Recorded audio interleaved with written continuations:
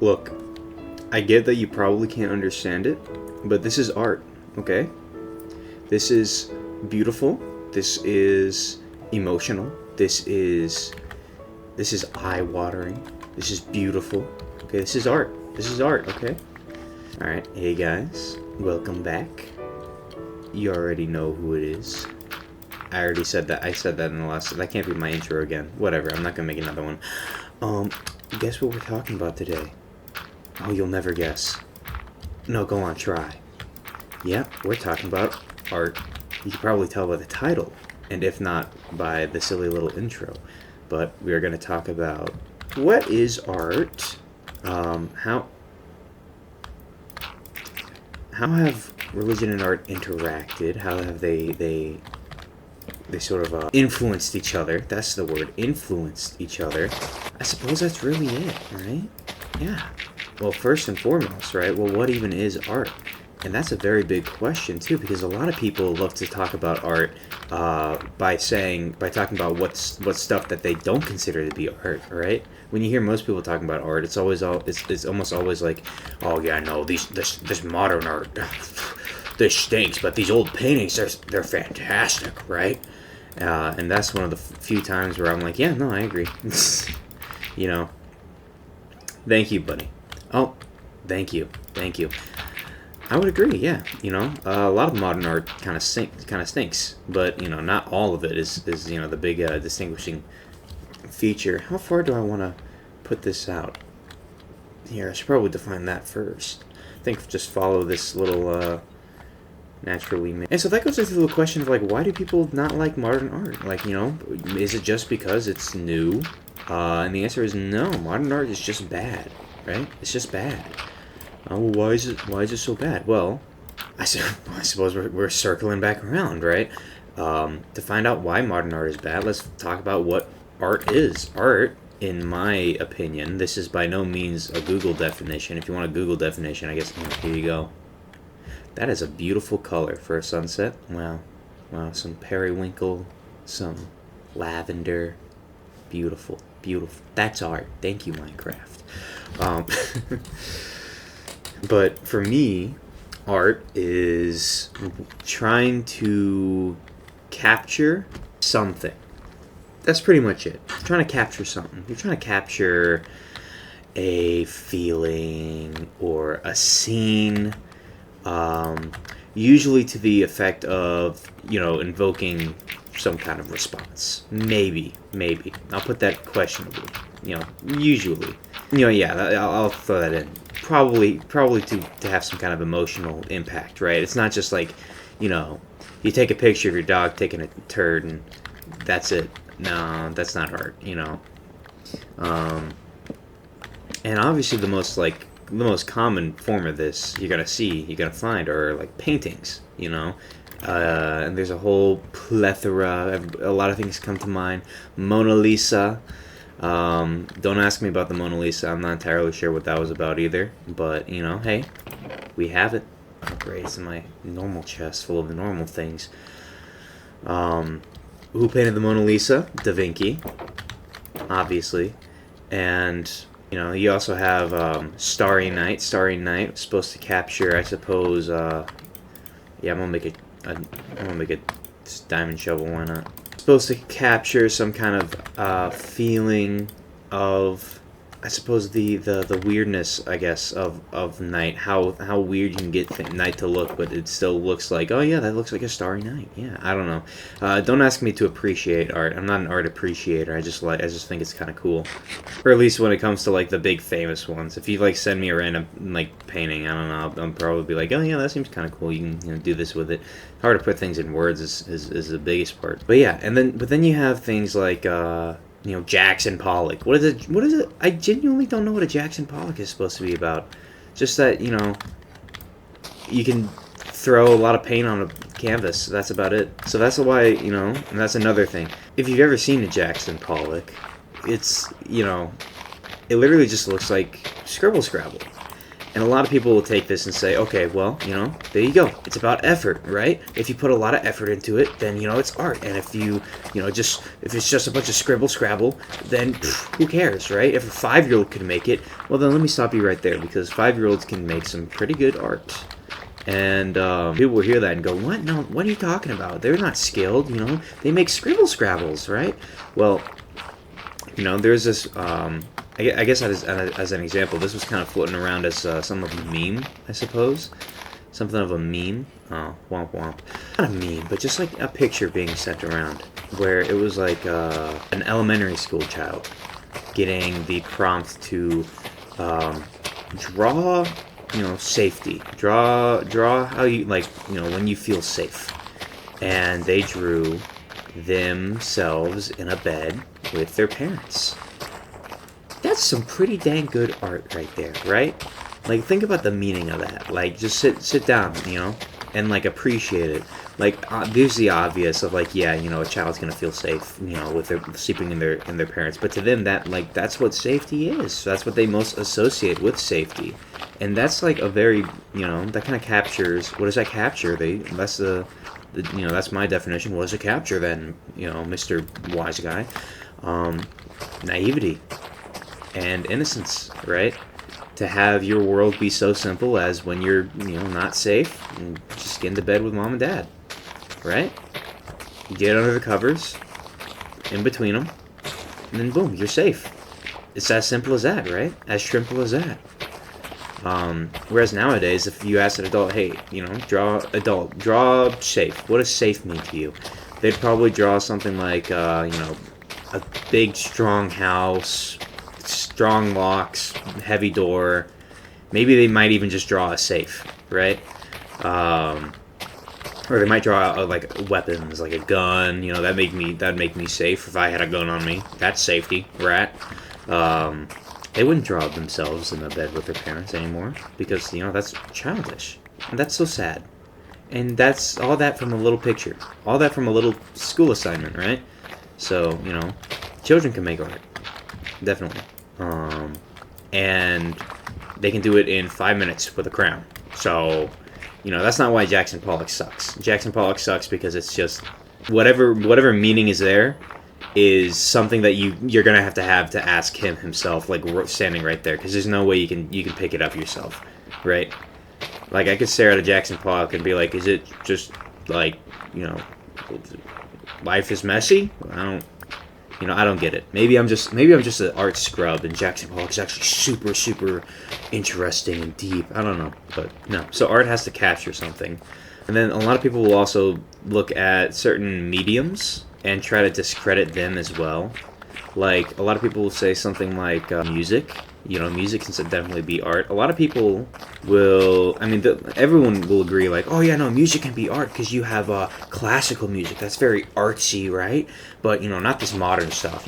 Pop music can never be, that's not art. And I would say that's also not really true. You have some very, very beautiful pop songs, right? Or pop, EDM songs as well.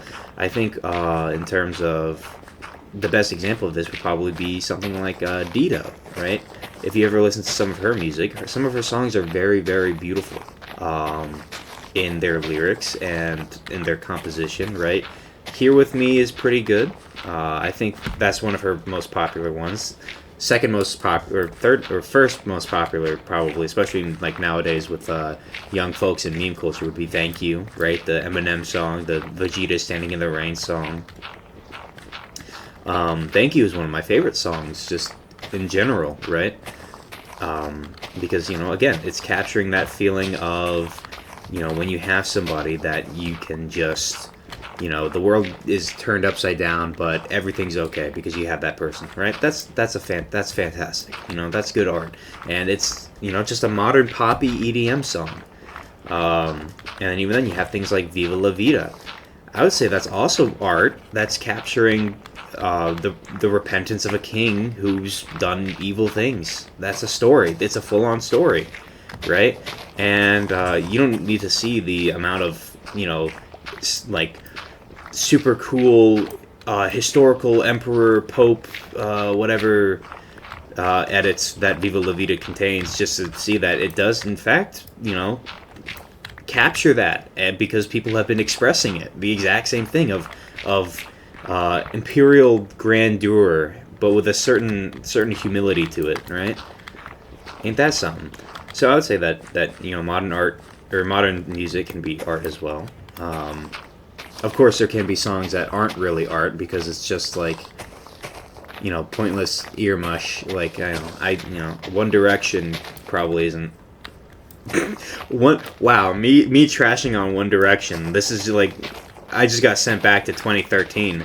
But I guess they just pop into my head as like the biggest example of just poppy music that is just there. That's like feel good, just pop in, forget about it. The lyrics don't really mean too much. I don't know.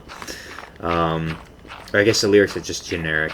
Not every painting of a cube is gonna capture some. Movies are art. Movies are definitely art. There are a lot of beautiful movies. A lot of Pixar movies can get very emotional at times. I don't know. Maybe not the best example. I don't know, because a lot of people dunk on them because they're for kids. But I think Wall-E has some good moments. And then you have things like things like The Passion of the Christ. That's pretty good. That has a lot of. I would say that's also very art. And then of course there are movies that I wouldn't consider art. You have something like The Human Centipede. That's just well, the first one may argue very, very, very arguably, but the second and third one, that's just you're just being gross, and that's it. And like that's believe it or not, that's not just that's being gross is not a statement. So sorry, but yeah, art can be very, very broad, very, very broad, and there are a lot of motifs. And then you have a lot of people will look at art and say, it's got to be realistic, right? It's got to look like something, right? And that I would also say, well, no, not really. They would discredit something like abstract art, but abstract art can definitely also be art, right? I'm not gonna make it out like I understand Pablo Picasso, but Starry Night is very abstract, right? You don't really like you see a bunch of lines and you see like it looks like a mountain, but when I was a kid I saw it as being like something of a tower. And then of course the stars only seem like stars because you kind of get the hint of Starry Night, but they're lines. They're not really dots. They're not stars. So Starry Night is very abstract, and a lot of people don't give it credit for that. And then there's also some modern art that is like actually just art, in a funny little sense. Like this is the silliest example I have for this, but there is this one painter who was given like $500,000 to make an art exhibit for this one museum, and he gave them literally just a blank canvas and titled "Take the Money and Run." And a lot of people would look at that and be like, "Oh yeah, modern art is so lazy, but that is silly." But no, that is art. That I would say that is art. But it's capturing a lot. It's capturing, the laziness of humans, especially in such a professional field as art, where everyone's so critically acclaimed that you just have somebody who's like, "Yeah, okay, I'll make you some art," and does quite literally the bare minimum. Right? There's art in that. And then I don't know, maybe there's also a bit of a sticking it to the man, right? Like, oh yeah, you want me to make you some art? Wink, wink. Yeah, okay. Like I can just be bought. My art, my artistic design, my muse can just be bought and sold for the mere dollar. I don't know. Maybe there's art in that too, but who cares? But yeah, motifs. Motifs are awesome. I love motifs. They're probably my favorite part of art. It's just, what's the dominant idea? What are some big themes here, right? Like, well, actually, I think it's about time to start tying it into religion, right? So let's look at, like one of my favorite Christian motifs, and that's Memento Mori, right? Remember death, right? Very cool. Dude, you're not moving? Homie. Thank you. Okay. One of my favorite motifs, right? And I don't know why. I have no idea why. I've always loved horror and the macabre and stuff like that. Probably just because, it's... I don't know.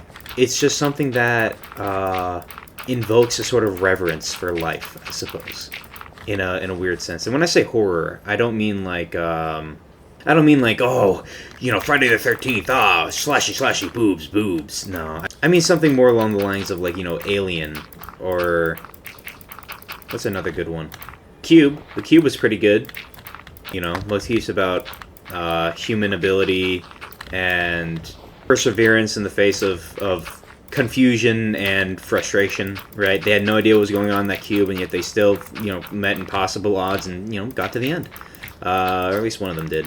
And so yeah, and another, big one, or just a big motif of horror movies now is just memento mori. Remember, death. You die, right? You don't just stay alive forever, and you're not invincible by any means. Every single living person will die. And has died, right? And that's very, very big. That's been very impactful in the world of art, and that's a religious thing too, right? Because, the whole point of remembering death is to remember what comes after death, right? How about this? Memento mori without religion is just YOLO. Hashtag YOLO, right? And look at how that went.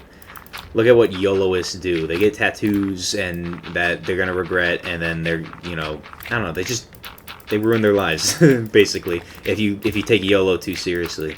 But then with it, it's a very with religion, it turns memento mori from a hedonistic little blurb of do what you want right now because your life's running out to hey, life is more about, or life is more than just this, right? It's there's more to living than just this life, and you need to be careful. Don't be, you need to humble yourself. That's a big one. Humble yourself, because you're gonna end up in the same place as the other one. That's a great, Ecclesiastes. I don't know the quote, but everyone dies, right? The fool and the wise man alike, they all meet their end. And then also, be good, work, don't just waste your life being unproductive just because I'll just live forever, right? I'll get around to it. No, you remember death. Live every single day like it's going to be your last. Not in the sense of, oh yeah, go partying and go, drinking out boot. Like, no, spend every day like the next day you're going to be judged. That's how it is, right? Spend every day like the next day you're going to get judged, for your whole life, basically. And that just kind of shows how religion impacts art, and it turns a motif from something that frat boys say when they want to go do drugs to something that has deeply impacted in the modern cultural landscape, right? It's not just that religion impacts art, it's also the other way around, in my opinion. You can easily find art in Christianity, right? Let's look at my favorite motif, especially from the Passion, is the crown of thorns, right? Which is very, very, very artsy, I suppose, in my way, in my sense, because it's not just a strong symbolism, but it's also it captures something, right? So, the crown of thorns, back during the Passion, after the condemnation of Jesus, he was given these royal clothing by the Roman guards who beat him, and mocked and given a crown made out of thorn branches, and they saluted him saying, hail to the King of the Jews, or hail to the King, hail the King, because he was being charged as the King of the Jews, and because he's talking about the kingdom, right? But because they don't know that, it's the kingdom of heaven, So there's a lot of humility in that alone. And that's the humility of Christ in full display, right? Because here's this guy who, at the very start of the Gospels of Matthew and Luke, we're told has entire legions of angels at his command, at a word, to come down and to defend him. And I gotta hurry up because I have dinner now and I don't want my pizza to get cold. Okay, so speed on. Crown of Thorns, humility. Christ has 1,000 angels at his every command, and then here he is, not saying a single word, allowing these people to beat him, to mock him, to make fun of him. You also have to remember this is literally God we're talking about as well, right? And so, like, why? You know, if it was you or me and we had 1,000 angels at our command and we were sent down with a mission to establish the kingdom of heaven, and you know, we were being beaten and mocked and given a crown of prickly thorns shoved onto our head and mocked as, hail the king of the Jews, hail king of the Jews, you know, we would just say, all right, angels, you know, come down and, you know, beat them up. But no, right? Because, you know, Christ was humble and he was there to do far more. He let that happen to him against, you know, despite our own pride, despite how we might feel about it. He let it happen to him because he knew there were bigger things going on, and he didn't think of himself. He wasn't thinking of himself. The entire passion, other than the agony in the garden, throughout the entire passion, he was not thinking about himself. He wasn't thinking, this is, you know, this is so humiliating. This is terrible. You know, I can't believe this is happening to me. He was thinking about you. And he was thinking about me. And he was thinking about how necessary this was, you know, for us to see, right? To witness. You know, I would call the Passion one of the largest performative arts there was, right? Because it was God putting his heart on display, you know? And I think that is perfectly encapsulated in the Crown of Thorns. And likewise, there's a lot of symbolism in the Crown of Thorns as well. Because if you don't remember, in Genesis chapter 3, after the fall of Adam and Eve, hold on, give me a second. I literally have it here. Come on. You have like 20 Bibles in front of you, Simon. Just pick. Alright, Genesis 3:17. And to Adam he said, because you have listened to the voice of your wife, and you have eaten the tree, which I commanded you, you shall not eat of it. Cursed is the ground because of you. In toil you shall eat of it all the days of your life. Thorns and thistle shall it bring forth to you, and you shall eat the plants of the field. Okay, wow, thorns and thistle. I wonder where we've heard thorns and thistle before. Yeah, on the head of Christ. Ain't that something?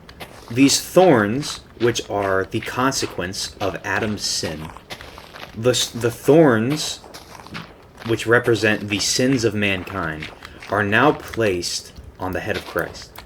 Not only that, they're not just placed on his head, right? They're a crown. He wears it as a crown. That's pretty big, ain't that? Ain't that a kick in the chest, as I like to say? I would say art and religion kind of go hand in hand. I would say art is us capturing something. I would say religion is God capturing himself, right? For us, his glory, for us, right? Just like how a painter wants to capture the feeling of a sunset, right? God wants to capture the love of his heart for us to see. And he does that how? Through our faith. And that's it, through religion, you know? So that's what religion is to me. Religion is not just you believe in hocus pocus magic and you just, you know, and you do be a good person and then you go to heaven, right? No, that's not what religion is. That's not what it's about. It's about God, right? And it's about him revealing himself to us. Religion is art, you know? It's an art. It's the art. Religion is the art of God, right? That's how I would put it.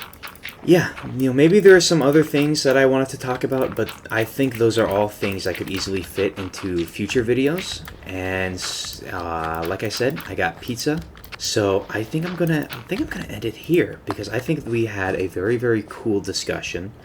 I think we had a very fun one. I think there's a lot for you guys to talk about as well. I want to ask you, what do you guys think? What do you guys think? Tell me in the comments, please.